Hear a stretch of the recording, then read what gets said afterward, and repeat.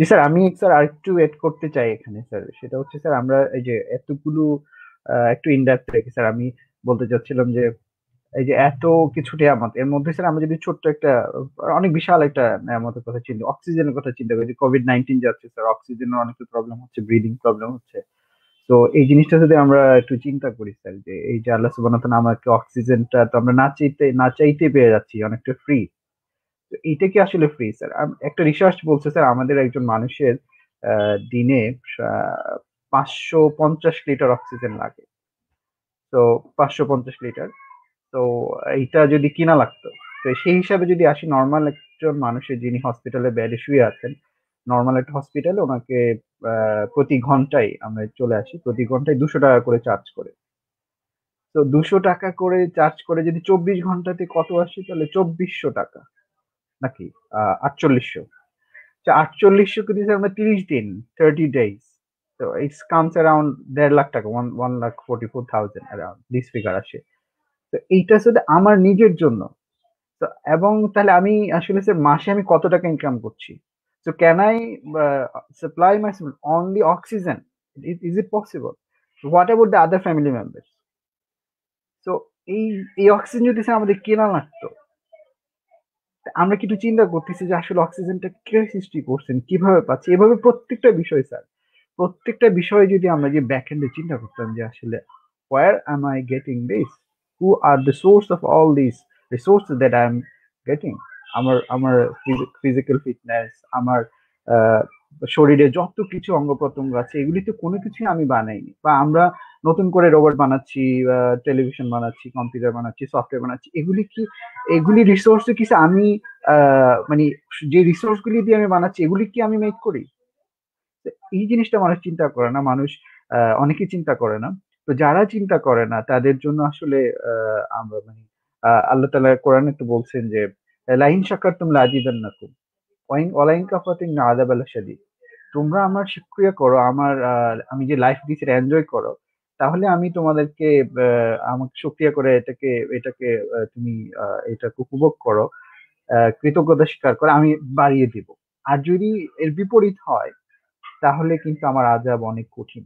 এবং এটা কিন্তু স্যার মাঝে মাঝে আমরা পড়ি, যে কোভিড এর সিচুয়েশন স্যার, সারা ওয়ার্ল্ডে স্যার একটা লকডাউন সিচুয়েশনে মানুষ কিন্তু ইকোনমিক ক্রাইসিস এবং হেলথ ক্রাইসিস, কিন্তু তারপরে ফিরে আসছে না। বাংলাদেশের পরিস্থিতি যদি চিন্তা করে মানুষ, মানে দে আর অল ডেসপারেট, মানে seems like there is no god.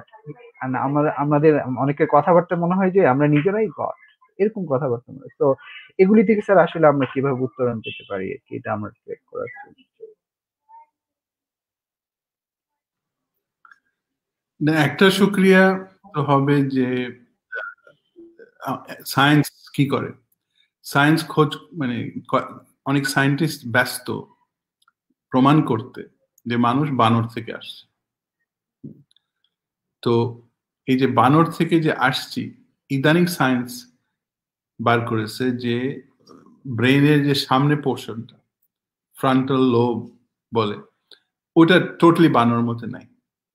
তো যেটা এভলিউশন যে ক্লেম করে, এভলিউশন দিয়ে সম্ভব না, because it is a new implant.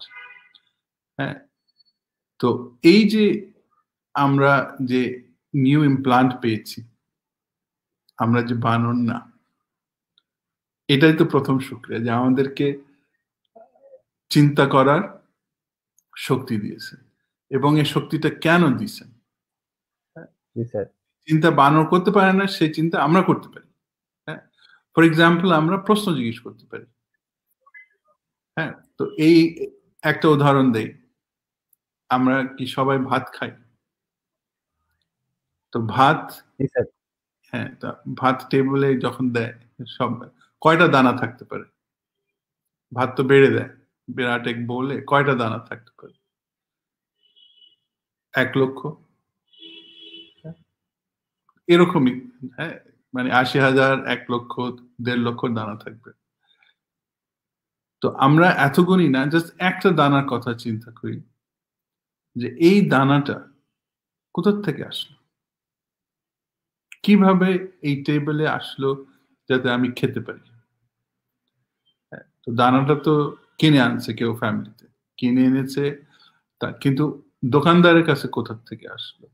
ওই একটা মিডলম্যান, তারপর একটা ক্ষেত, হ্যাঁ, ক্ষেত খামারে ওটা ছিল। তো এক সময় দানা তো ছিলই না, যে গাছে দানাটা হয়েছে সেটাও ছিল না।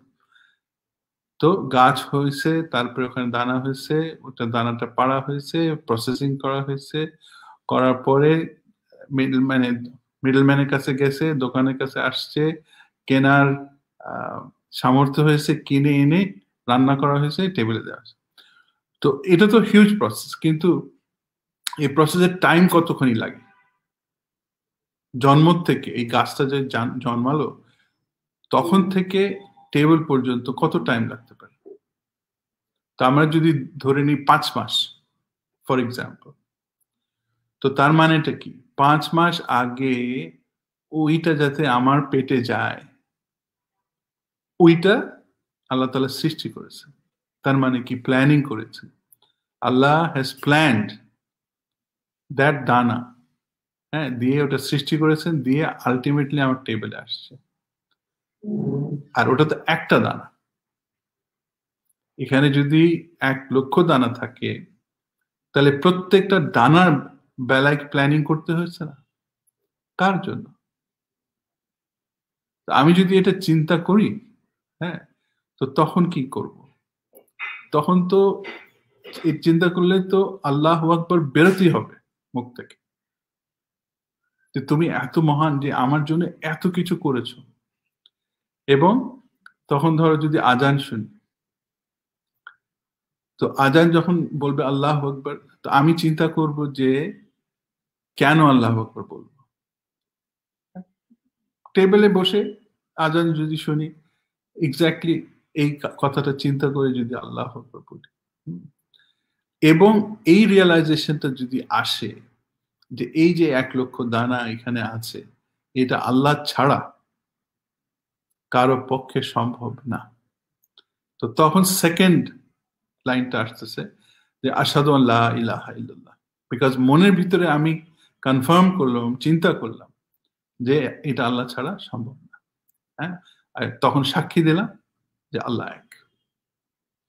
তারপরে হচ্ছে আল্লাহর এই বাণীটা আমাদেরকে বোঝাবার জন্য নিয়ে আসছেন হযরত মুহাম্মদ সাল্লাল্লাহু আলাইহি ওয়াসাল্লাম। তো তখন আমরা বললাম আশহাদু আন লা ইলাহা, সরি, তখন বললাম মুহাম্মাদুর রাসূলুল্লাহ। হ্যাঁ, তো তারপরে হচ্ছে যে এটা শুকরিয়া করার জন্য বলা হচ্ছে হাইয়া আলাস সালাহ, হাইয়া আলাস সালাহ, হাইয়া আলাস সালাহ।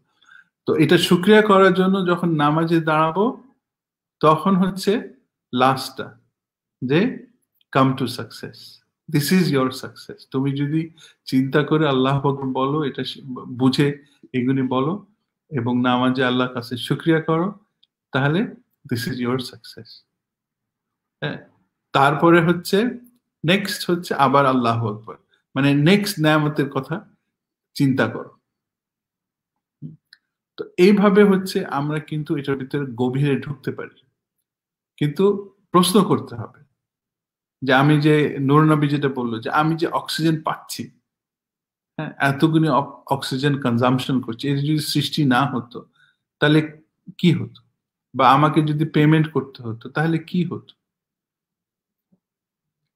তো এইগুলো প্রশ্ন করে করে করে কিন্তু আল্লাহকে, যে আল্লাহ আমার জন্য এত কিছু করেছেন, আল্লাহ শুকরিয়া।